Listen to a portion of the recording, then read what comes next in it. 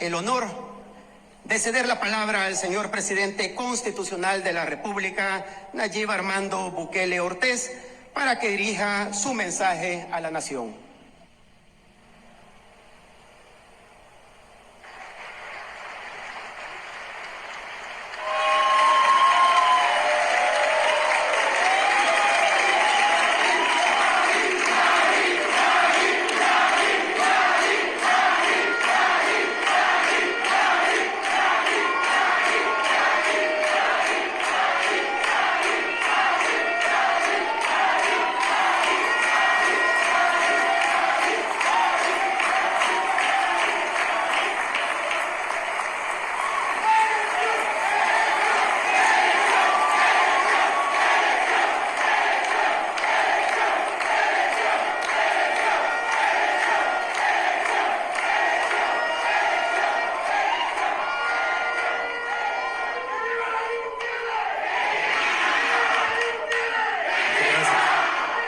Señor presidente de la Asamblea Legislativa, Ernesto Castro, señores diputados y diputadas, propietarios y suplentes que nos acompañan, señor presidente de la Corte Suprema de Justicia, Óscar Alberto López Jerez, señores magistrados de las demás salas de la Corte Suprema de Justicia y de la Sala de lo Constitucional, señor vicepresidente de la República, doctor Félix Ulloa y su distinguida familia. A propósito, Félix y Lilian están cumpliendo 50 años de casados este mismo día.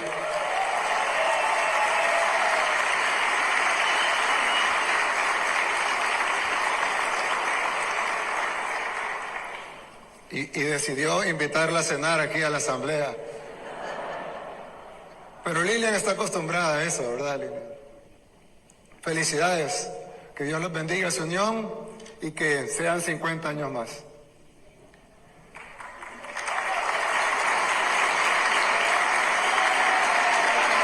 Mi querida esposa Gabriela, la primera dama de la República.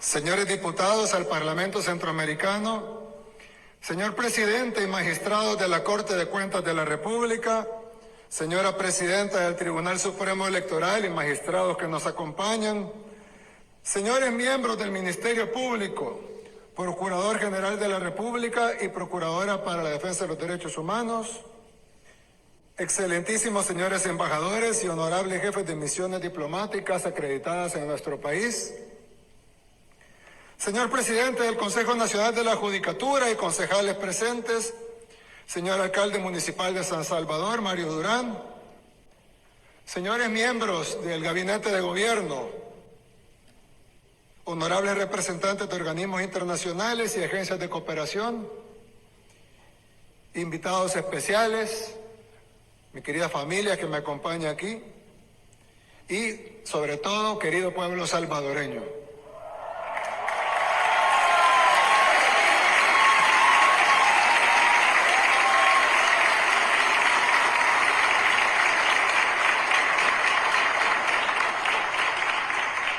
En 4 años, El Salvador es otro país.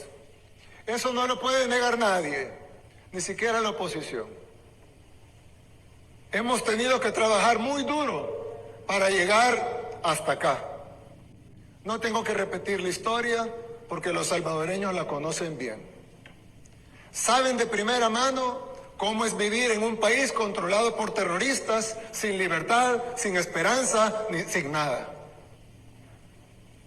Y lograr lo que aquí hemos logrado no ha sido el trabajo de pocas personas, sino una labor titánica de miles de salvadoreños.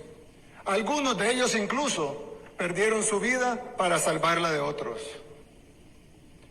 Ahora tenemos un nivel de seguridad de que países de Latinoamérica sueñan. No lo digo para jactarnos, sino para que cada uno lo analice y sea consciente de lo que hemos logrado. Perdimos el miedo Detuvimos la caída libre en la que veníamos y comenzamos a volar incluso por encima de nuestras expectativas. El país más pequeño de América es ahora ejemplo para países más grandes que cuentan con más recursos, porque los logros en seguridad son irrefutables.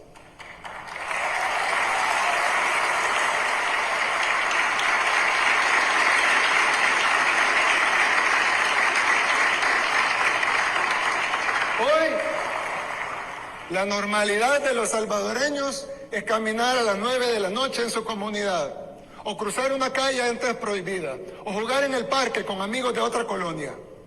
Hasta hace poco tiempo, esas cosas sencillas en otros países eran impensables en El Salvador. Los salvadoreños vivían en zozobra por una estructura terrorista, eficientemente organizada, con tentáculos en todo el estado y con un control casi absoluto del territorio, a excepción de pequeñas burbujas donde vivíamos unos pocos. Las pandillas salvadoreñas eran las más grandes, estructuradas y sanguinarias del mundo. Llegaron a ser tan poderosas que incluso conocedores y especialistas de renombre que vinieron aquí a estudiar el fenómeno aseguraban que era imposible vencerlas. Los pandilleros controlaban quienes llegaban a visitar a la gente en sus casas. También controlaban qué organizaciones podían llegar a hacer trabajo comunitario. Controlaban las rutas de buses, de taxis, si podían entrar los Ubers o no. También controlaban qué productos iban a ser permitidos. Controlaban la venta de drogas, pero también de frutas, de carnes, de vegetales en los mercados. Las pandillas tenían colaboradores para prestar dinero a los comerciantes que luego extorsionaban. Y tenían también niños con los que mandaban a cobrar la extorsión. Los cabecillas tenían moteles y bares, pero también panaderías, talleres de carros y hasta sus propias funerarias para hacer el negocio redondo de la muerte. Y aunque la gente buena en las comunidades no fuera parte, la actividad de las pandillas se los afectaba en todos los aspectos de su vida, quisieran o no. Los pandilleros aprendieron a sacarle rédito a la política corrupta. Recibían dinero por votos, por movilizar gente. Aquí hay algunos casos, incluso documentados en video. Negociaron que las cárceles fueran prostíbulos, también está en video. Y ordenaban muertes desde esos lugares donde se suponía que las fuerzas de seguridad tenían el control, al menos en las cárceles, pero ni siquiera eso. Desde ahí ordenaban las muertes y eso también está documentado. ¿Cuántos niños salvadoreños nacieron, crecieron y murieron sin ni siquiera poder ir a jugar una tan sola vez al parque? Porque había una frontera imaginaria en su colonia que se los impedía. ¿Cuánto dinero se invirtió en nuestro país por tantos años para hacer diagnósticos y planes de seguridad que nunca funcionaron? ¿O funcionaron? ¿Cuánto ganaron los medios de comunicación con vender historias de asesinatos y muertes? Y todo esto solo fue posible por un sistema que se autoprotegía. La muerte hizo a algunos muy ricos, mientras la mayoría de familias vivían encerradas con miedo, en comunidades donde todos los días estaba de luto. Esos traumas que nos dejaron tantas décadas de violencia nos llevarán muchos años a sanar. Si no, lean la encuesta de salud mental, la primera que se hace en el país, que hizo el Instituto Nacional de Salud. Ahí podrán confirmarlo. Yo lo he dicho varias veces, cambiar un país toma tiempo. En especial, un país con tantas urgencias de todo tipo. Por eso, tuvimos que crear nuestro propio método, sin permitir que nadie, nacional o extranjero, nos ordenara qué hacer. Sin tener que cumplir compromisos bajo la mesa, porque los únicos poderes detrás de este gobierno han sido siempre Dios y el pueblo.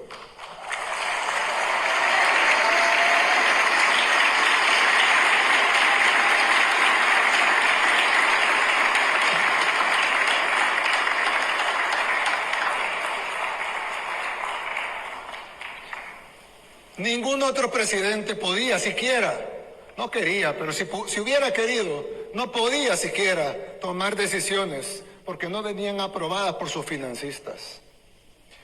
Mientras que nosotros solo le rendimos cuentas a los salvadoreños. Por eso hemos podido tomar las decisiones que había que tomar. No rendimos cuentas a la comunidad internacional. No nos doblegamos ni ante los países que nos quieren decir cómo debemos resolver nuestros problemas, cuando ellos ni siquiera pueden resolver los de ellos. En El Salvador hicimos lo que ningún país de Latinoamérica pudo hacer, ni siquiera algunas potencias del continente. Cambiamos el viejo sistema político y le arrebatamos a los delincuentes el control del Estado. Pero quizá a 4 años de gobierno, nuestro principal logro no sea la seguridad, sino haber alcanzado realmente la capacidad de reinventarnos. Desde el principio tuvimos el liderazgo, la visión, la valentía, la determinación, pero nos hacían falta las condiciones. Las fuimos consiguiendo poco a poco. Al inicio con la presidencia, luego gobernamos a pesar de los obstáculos, y finalmente con el triunfo de esta asamblea, que con eso se logró además no solo la gobernabilidad, sino también la depuración del sistema judicial y del Ministerio Público. Sin esas cosas hubiera sido imposible luchar la guerra contra las pandillas. Ahora, el régimen de excepción, también aprobado por esta asamblea, nos ha permitido saborear al fin la paz. Por primera vez desde que tenemos memoria. El Salvador es un país pequeño, que no tiene los recursos de las grandes potencias mundiales. Pero aún así, hemos ido arreglando lo que estaba mal. Y cada vez somos más conscientes de que otra forma de vivir sí es posible. Para un país como el nuestro, que estaba al borde del colapso por la violencia, reinventarse no solo era una necesidad, sino que era vital. Hoy, 4 años después, podemos decirlo sin que suene exagerado. Ya no somos los mismos. Al fin, los salvadoreños ya pueden pensar en otra cosa que no sea evitar que los maten. Ya podemos aspirar a más. El Salvador es otro país. Ahora, de verdad es nuestro. Ahora los comerciantes pueden pensar en cómo vender más, cómo mejorar sus servicios, cómo abrir nuevas sucursales. Ya no están pensando en cómo pagar la extorsión a fin de mes o que los maten por no pagarla.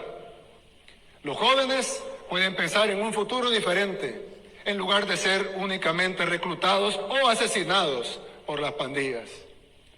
La gente está pensando a dónde ir o qué más hacer el fin de semana. Ya no tienen miedo de estar afuera todo el día o regresar tarde a su casa. Lo que antes era privilegio de unos pocos, ahora es lo cotidiano para todos.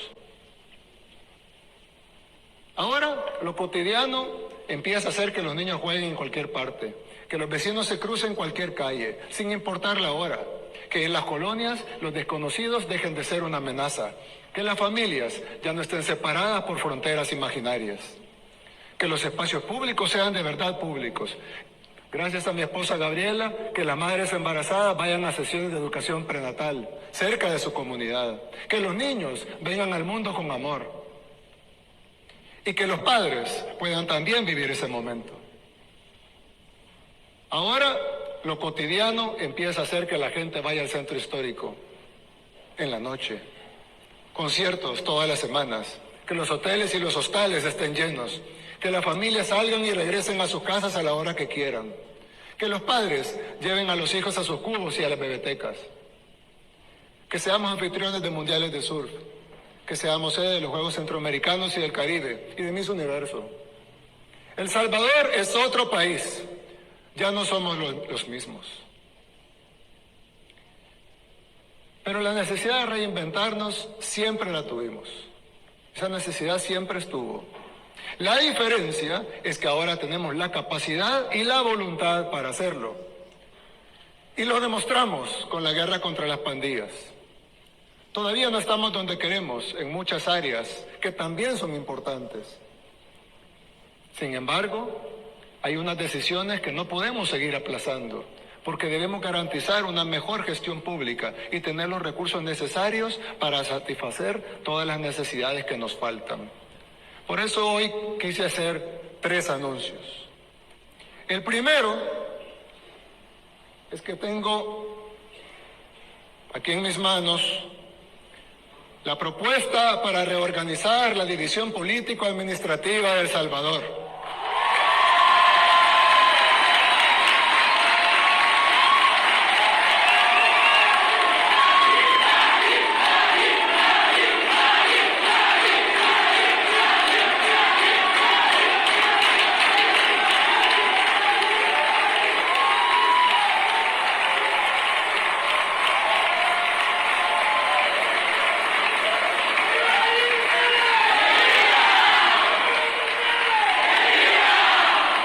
Vamos a reducir el número de alcaldías del país de 262 a 44.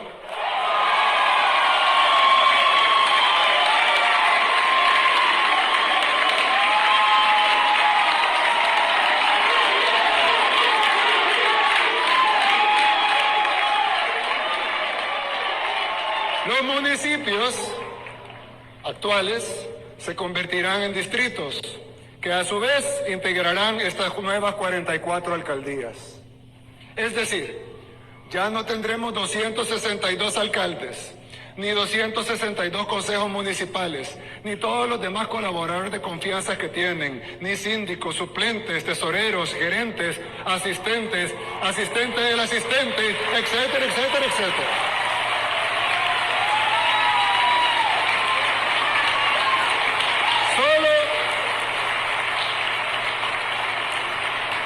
Solo tendremos 44 alcaldes, con sus respectivos consejos municipales. ¿Cómo es posible que en un país tan pequeño, de apenas 21.000 kilómetros cuadrados, tengamos 262 municipios? Todos con planillas y gastos administrativos que en la mayoría de casos superan incluso la recaudación de impuestos. Es decir, no queda un centavo para obras. A eso sumémosle que muchos alcaldes solo se dedican a robar. O a ver qué beneficio personal sacan de los recursos de la gente. Y por otro lado, algunos alcaldes honrados que quieren trabajar y que quieren hacer mejores obras, porque los hay, no la mayoría, pero los hay, no reciben tanto dinero como otros municipios, con más negocios, con más servicios y por lo tanto tienen una menor cantidad de impuestos o de presupuesto. Pero quiero dejar claro algunos puntos. Con la reducción de alcaldías y municipios no van a desaparecer las identidades de los municipios. Esas van a continuar convertidas en distritos.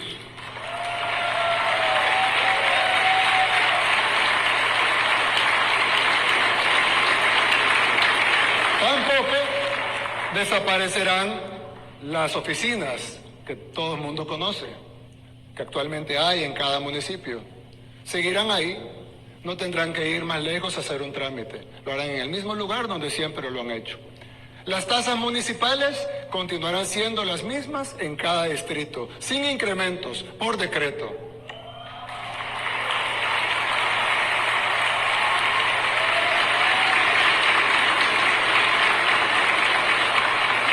Tampoco este decreto legislativo que estamos proponiendo tampoco despide a los empleados municipales. Los que se van son los puestos de confianza. El nombre de los municipios no cambiará, ya que continuarán siendo distritos y podrán seguir celebrando sus mismas fiestas y tradiciones de siempre. Ahora bien, esta decisión sí nos va a permitir varias cosas. Reducir la carga presupuestaria que implica mantener 262 alcaldes con sus concejales, suplentes, síndicos, secretarios, asesores, tesoreros, directores, gerentes jurídicos, jefes de prensa, financieros, etc. Hacer una distribución más equitativa de los impuestos y que los municipios pobres puedan recibir más y al pasar a formar parte de otro conglomerado de municipios con mejores ingresos. Realizar grandes obras que puedan beneficiar a varios municipios desde las alcaldías, que ahora no pueden hacerse por burocracia o por leguleyadas. mayor uso de los fondos públicos en obras y no en planillas. Todos saben que El Salvador es un país pequeño y que la forma actual es inviable. La forma que ha sido administrado localmente es totalmente inviable. Es algo que debió haberse cambiado hace mucho tiempo y no se hizo. ¿Por qué? Porque no harían nada jamás que golpeara a sus financistas o para el reparto de plazas. Pero ahora sí, ahora se hacen las cosas con valentía y con liderazgo.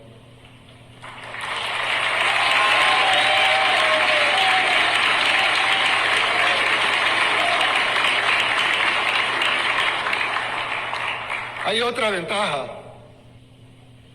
y es que ahora van a poder elegir mejores alcaldes y también fiscalizarlos. Más fácil elegir 44 que 262. Es más fácil fiscalizar 44 que 262. Por eso deberán trabajar más arduo y con más honestidad que antes, sin distinción. Y la gente podrá escoger a los mejores. Todos los municipios tendrán oportunidades equitativas para crecer. El segundo anuncio que les traigo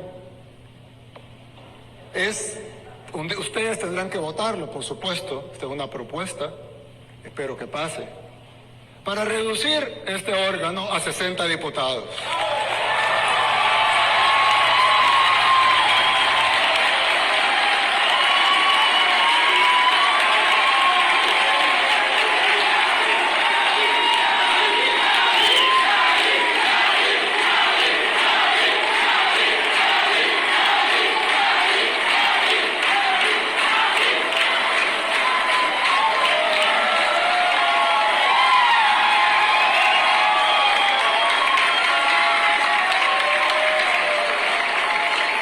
Vamos a reducir esta asamblea a 60 diputados como era antes de que se firmaran los falsos acuerdos de paz.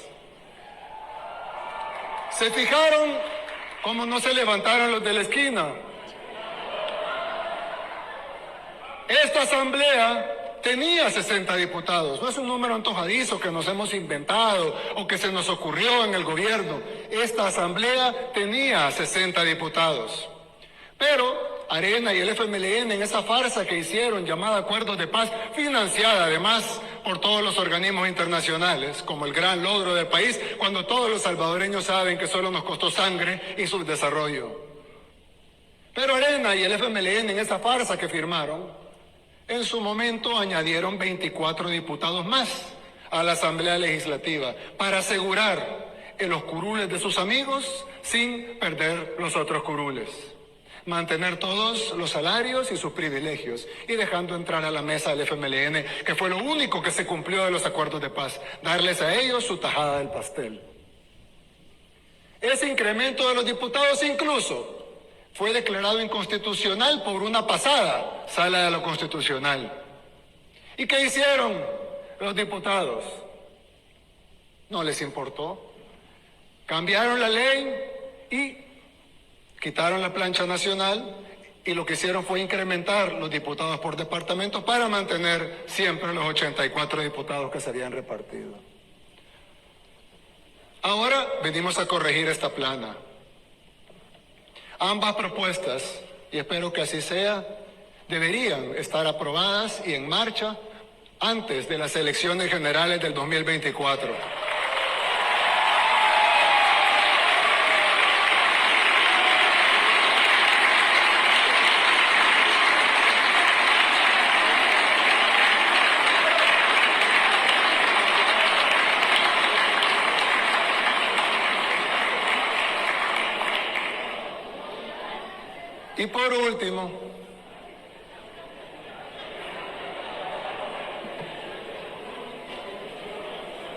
Y por último, quiero anunciar algo que es aún más importante que las dos cosas que dije anteriormente.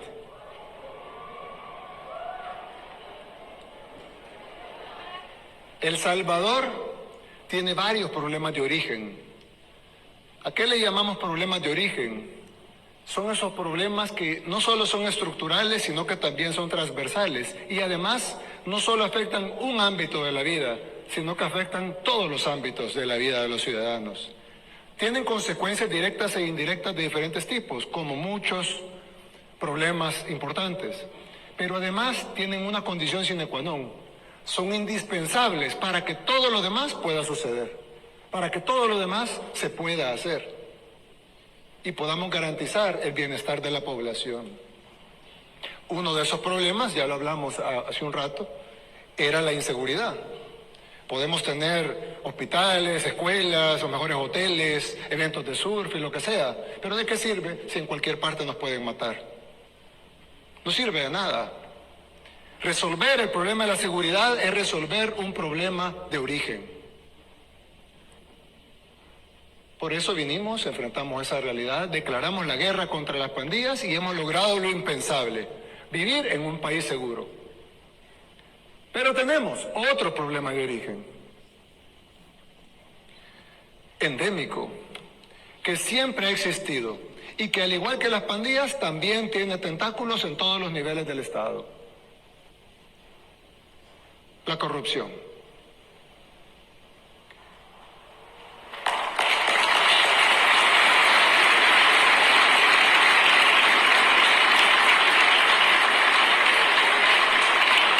Así como la delincuencia, la corrupción afecta todas las áreas de la vida.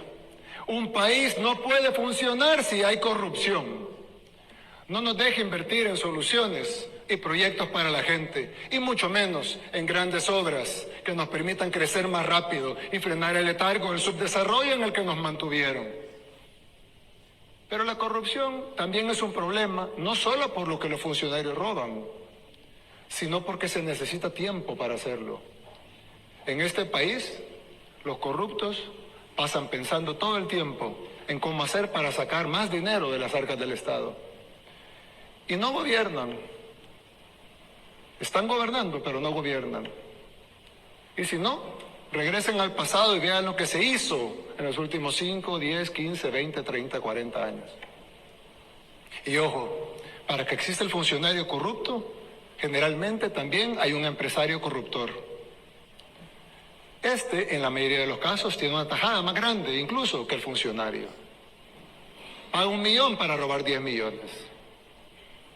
Así que mi tercer y último anuncio, el más importante de los 3 que daré esta noche, es que hoy declaramos la guerra contra la corrupción.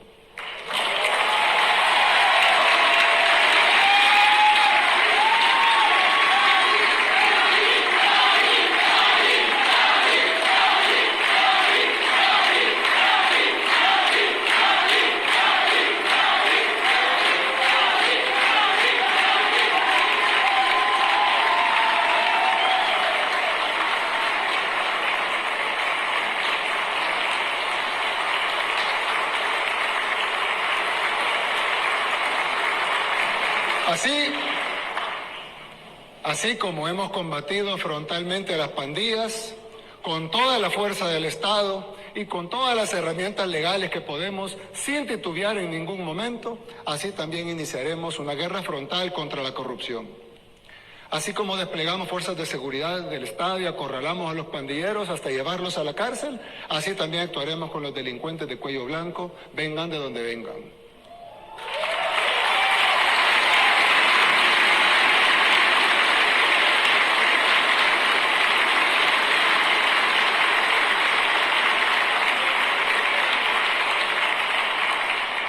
Porque nadie tiene derecho a ser corrupto. Que nadie piense que está blindado. Pero no solo usaremos todas nuestras herramientas legales para llevar a cabo esta guerra, sino que así como construimos una cárcel para los terroristas, también construiremos una cárcel para los corruptos.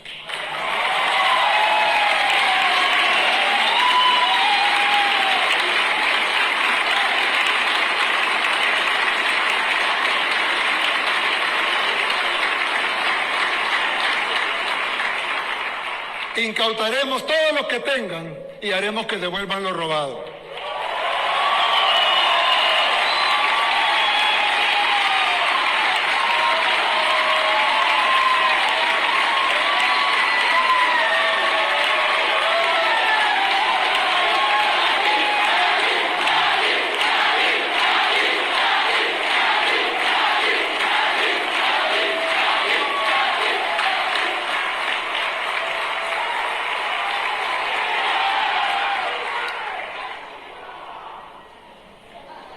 Creo que algunos se han dado cuenta que no nos acompaña esta noche el señor Fiscal General de la República. Es porque en este momento el Fiscal General se encuentra allanando y extinguiendo el dominio de todas las propiedades de Alfredo Cristiani.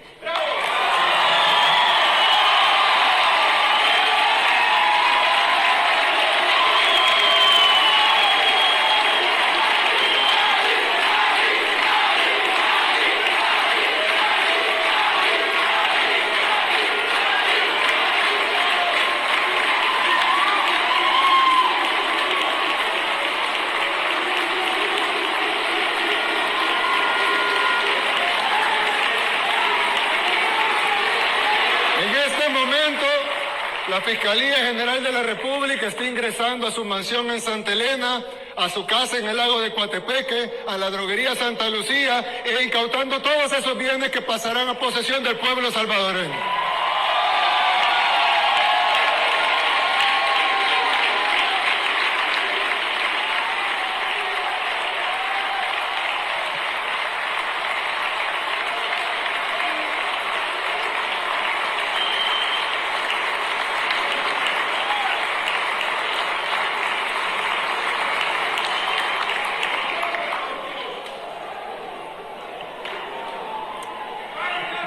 Pero este no será el único, por supuesto.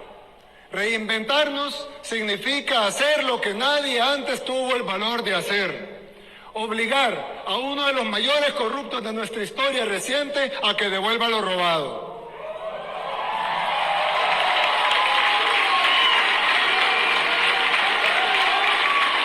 Vamos a perseguir la corrupción en todos los niveles, empezando por uno de los políticos que más daño le hizo a nuestro país, que se creía uno de los dueños de la finca y que por eso despreciaba al pueblo salvadoreño. Curioso que no vi al FMLN aplaudir. ¡Traidores!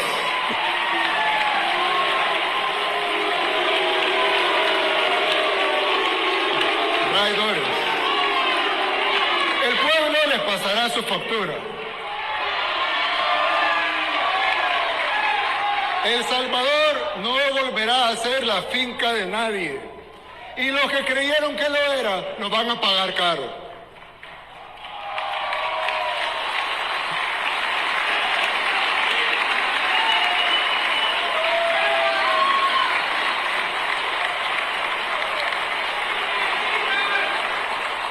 No importa si robó hace 1, 5, 10, 30 años. Les recuerdo que gracias a las reformas hechas en esta Asamblea Legislativa, los delitos de corrupción ya no prescriben.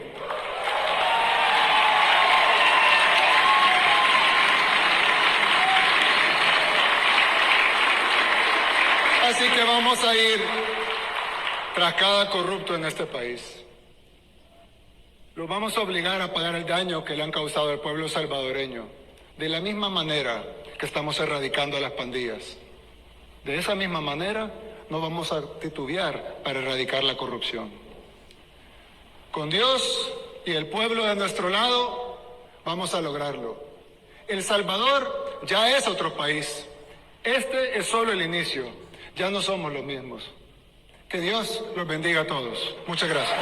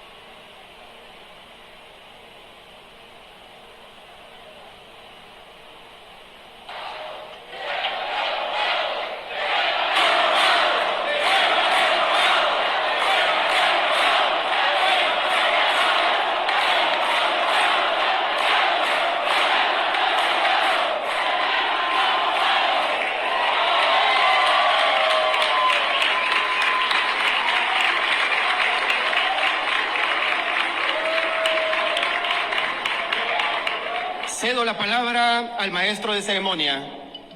Invitamos a todos los presentes a ponerse en pie para presenciar el retiro del pabellón nacional. Unidades, atención, ¡vir! Al hombro, ¡vir! Vista a la derecha, atención, presenten, ¡vir!